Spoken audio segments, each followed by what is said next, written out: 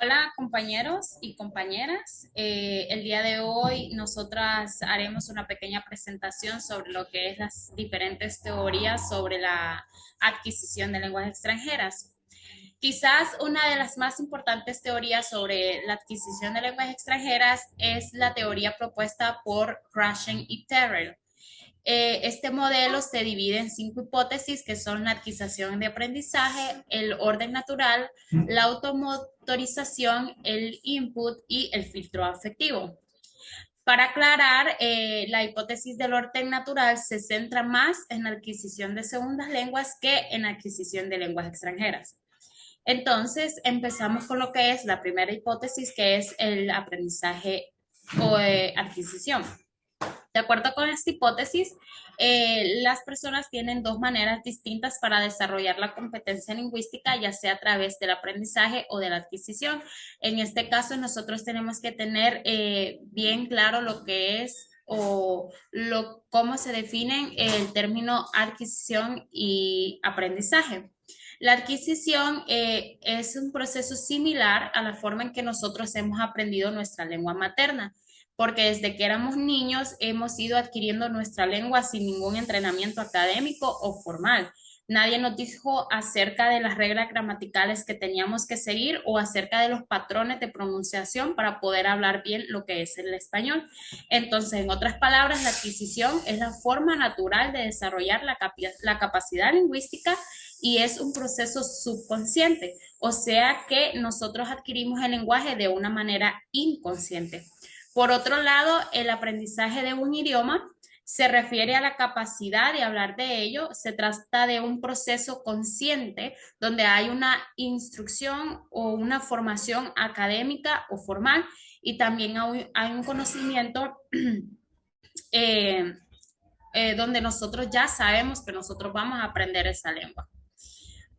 También, por ejemplo, tenemos lo que es un profesor de lengua no nativa. Él tiene que tomar diferentes cursos de la lengua para ir aprendiendo los diferentes partes de la lengua, por ejemplo, la fonología, la fonética, la morfología y la sintaxis. Luego tenemos lo que es la hipótesis del orden natural, que esta indica que los estudiantes adquieren, no aprenden, ellos adquieren la estructura gramaticales en un orden predecible. Es decir, que hay ciertas estructuras gramaticales que se adquieren antes y otras después. Por ejemplo, en inglés tenemos la terminación del ing, como en John is going to work, y el plural es, como en two boys, y estas pertenecen a las primeras reglas que se adquieren. Luego tenemos la terminación verbal de tercera persona, como en he lives in New Jersey. Y la terminación es de posesión como John's hat. Estas dos se adquieren después y en el caso de los niños hasta un año después. Luego tenemos lo que es la hipótesis de automotorización, que de acuerdo con el modelo monitor, cuando un enunciado es procesado por nuestro sistema de adquisición de lenguaje, el conocimiento que obtenemos del aprendizaje del idioma será el encargado de la corrección de nuestras expresiones. Y según Hackett, que fue un lingüista estadounidense, perdón, se utilizan dos procesos para corregir nuestras expresiones, que es la corrección externa y la corrección interna. La corrección externa es el proceso que tiene lugar cuando se reparan o editamos los errores después de haberlos enunciado, después de haberlos producido. Y lo que es la corrección interna es el proceso cuando nosotros o los estudiantes editan sus errores antes de producirlos. O sea que al momento de producirlos lo que ellos expresan es la forma correcta. Luego tenemos la hipótesis del input, que esta hipótesis afirma que las personas pueden realmente adquirir el lenguaje cuando entienden y están expuestas a un estímulo lingüístico que se encuentra un poco más allá de su nivel de competencia. Nosotros esto lo conocemos como el I más 1, donde el I es el nivel de estímulo lingüístico y el 1 tiene que ver con un estímulo lingüístico que forma parte de la siguiente etapa del aprendizaje del estudiante. El estímulo lingüístico forma parte de la siguiente etapa. Aquí es donde el maestro tiene que incluir estructuras conocidas, debe incluir también estructuras o vocabulario que forman parte de la siguiente etapa del aprendizaje del estudiante. Luego, y finalmente tenemos la hipótesis del filtro afectivo, que esta es la hipótesis más importante en las enseñanzas de lenguas extranjeras, eh, donde de acuerdo con esta, el alumno tiene que tener una visión positiva hacia el proceso de aprendizaje y así tendrá más éxito en la adquisición de la lengua extranjera que las personas que no están motivadas, que estas personas que no están motivadas son las que tienen un filtro afectivo alto. Esto significa que cuando el filtro afectivo está bajo, los estudiantes están más abiertos a aprender y adquirir la lengua con éxito. Es decir, que es probable que los estudiantes busquen situaciones en las que pueden obtener más conocimiento y poner en práctica lo que han aprendido con confianza con hablantes de la lengua meta. Además, las personas con un filtro afectivo bajo son más receptivas a la información que reciben. Por otro lado, las personas con un filtro alto tienden a tener problemas con la adquisición de lenguas porque están estresadas, haciendo muchas cosas a la vez, también el aburrimiento, y es aquí donde el maestro tiene que proporcionar una clase de ambiente agradable y libre de estrés para que los estudiantes puedan adquirir la lengua de una manera fácil y rápida. Muchas gracias, compañera, por los datos de gran importancia que nos acaba de compartir. Y respecto a ese enfoque, yo lo que puedo decir es que se recomienda entonces de que no se use el idioma nativo en la clase y que se exponga gran cantidad de vocabulario al estudiante con gran variedad de actividades. Esto porque ese enfoque está basado no está basado, perdón, en la gramática, está basado en lo que es la comunicación. Y siguiendo con el enfoque de Albert Ellis, que es el enfoque cognitivo-conductual, esta terapia de cognitivo-conductual interviene a nivel cognitivo, es decir, en los pensamientos, también en la conducta y en las acciones que se realizan. Consiste en cambiar la forma de pensar, sustituir los pensamientos basados en creencias irracionales y distorsiones cognitivas por pensamientos más objetivos y adaptativos. Es una forma de entender cómo piensa uno acerca de uno mismo, de otras personas y del mundo que lo rodea. Y esto afecta los pensamientos sumados a la respuesta del cuerpo físico. En resumen, ese enfoque ayuda a modelar o forjar nuestro carácter cuando interactuamos con lo que nos rodea. De esta forma, nuestro carácter y forma de pensar se va desarrollando poco a poco en base a lo que vamos viviendo en el medio en el que vivamos. Dicho de otra forma, nuestro entorno es el que hace que seamos como somos. Siguiendo con el otro enfoque, que es el concepto de competencia comunicativa, el modelo de Celso-Murcia. Este modelo incluye 5 competencias, que es la competencia discursiva, que se refiere a la selección, secuenciación y organización de palabras, estructuras, frases y enunciados para obtener un texto oral o escrito unificado. Las subáreas que contribuyen a la competencia discursiva son cohesión, diéresis, coherencia, estructura genérica y estructura conversacional inherente a la alternativa de turnos. La competencia lingüística, que corresponde en términos generales con el concepto de competencia gramatical, el uso del término competencia lingüística en vez de competencia gramatical. Bueno, también está lo que es la competencia accional, que es la habilidad para transmitir y entender el intento comunicativo al realizar e interpretar actos de habla y funciones lingüísticas. La competencia sociocultural se refiere al conocimiento que tiene el hablante para expresar mensajes de forma apropiada en contexto sociocultural de la comunicación.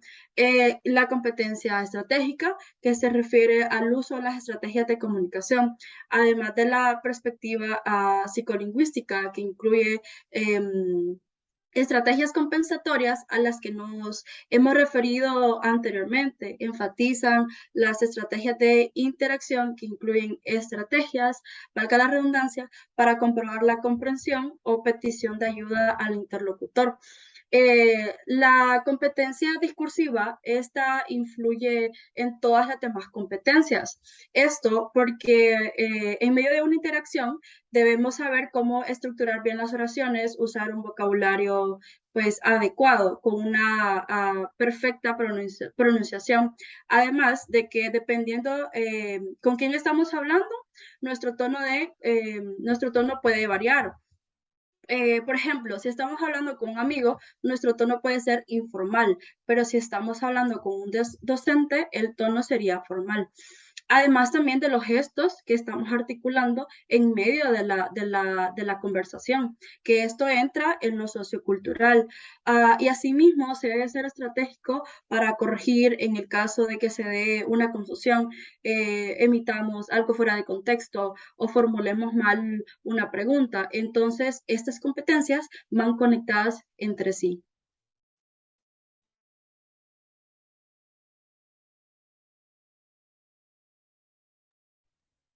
Ok, voy a hablar un poco de la metodología de enseñanza de lengua extranjera según Larsen Friedman.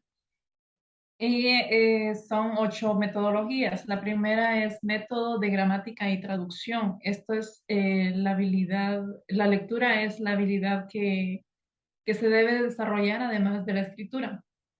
En este método se toma bastante en cuenta lo que son las reglas gramaticales de la lengua meta, que es memorizar el vocabulario, conjugaciones verbales y otros puntos gramaticales.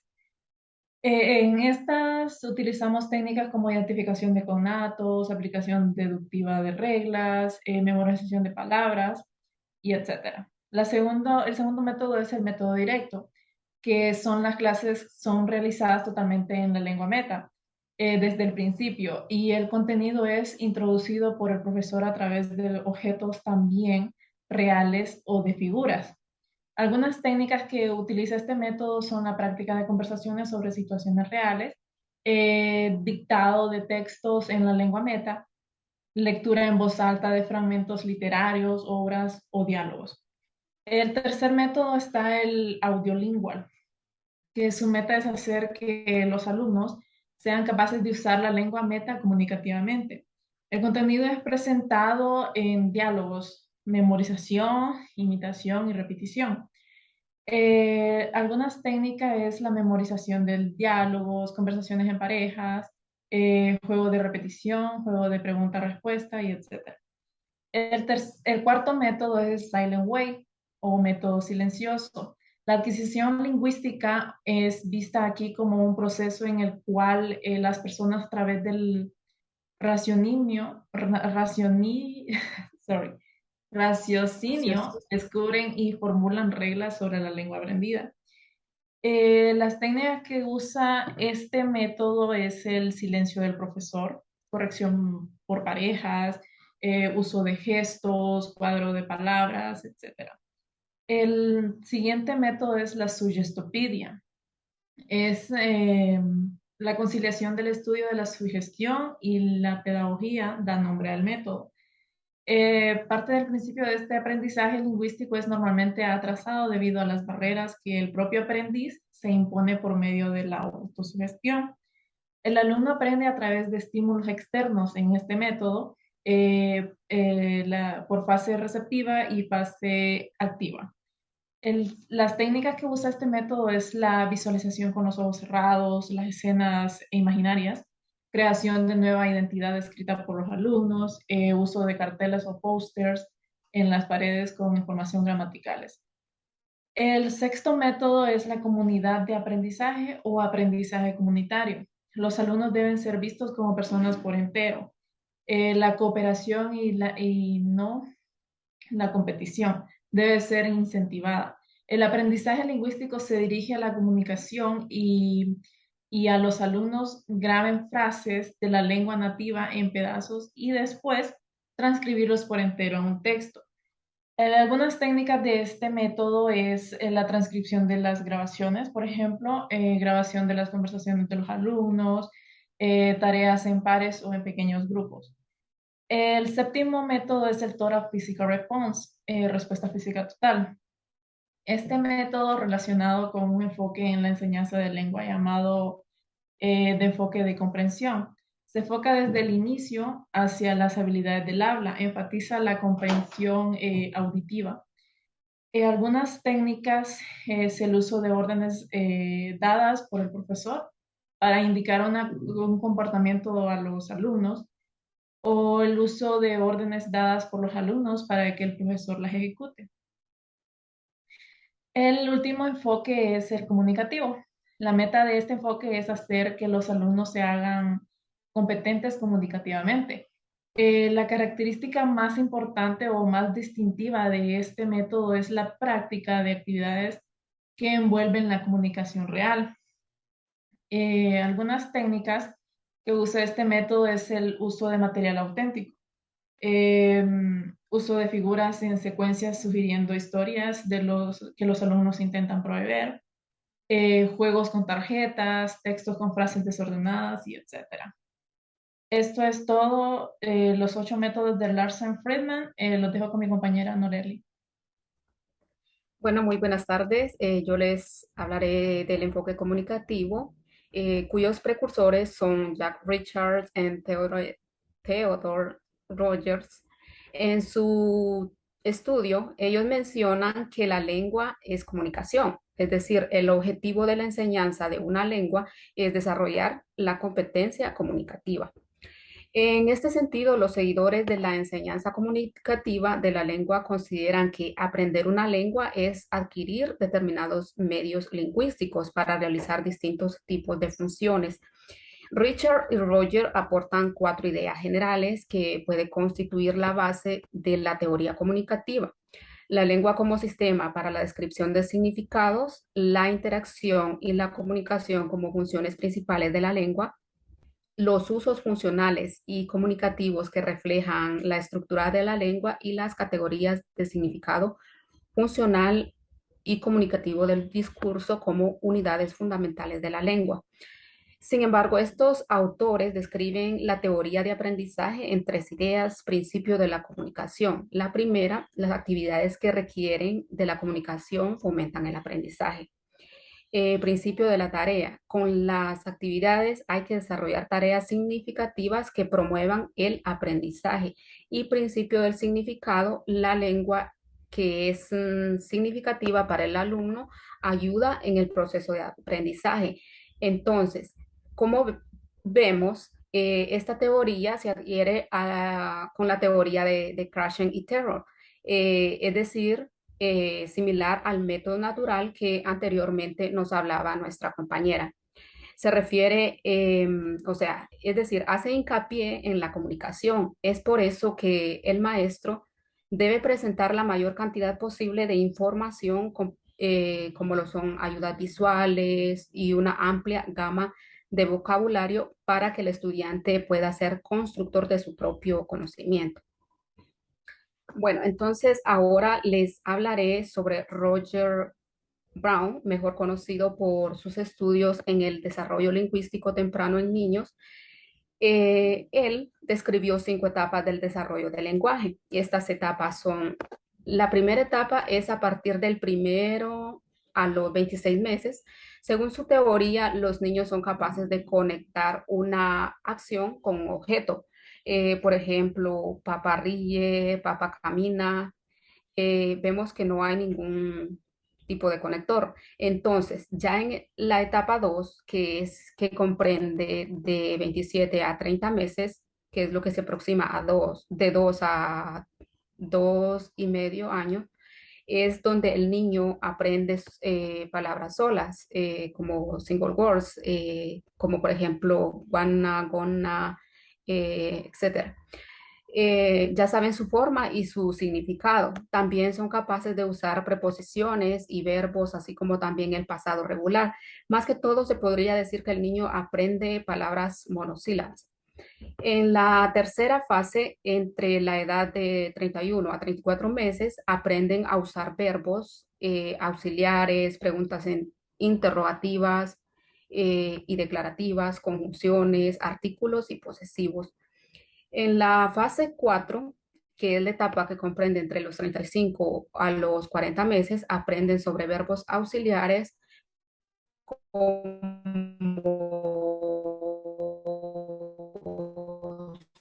ser, be, have y do, usar la inversión del verbo auxiliar y el sujeto. Y la última etapa, que comprende entre 3 y medio a 4 años, los niños comienzan a usar wasn't, wouldn't, couldn't, tag questions, cláusulas relativas que se refieren a las que están compuestas por un sujeto y un verbo. Dicho así, es una oración simple. Y también el niño aprenderá oraciones declarativas. Bueno, esto es todo y gracias por su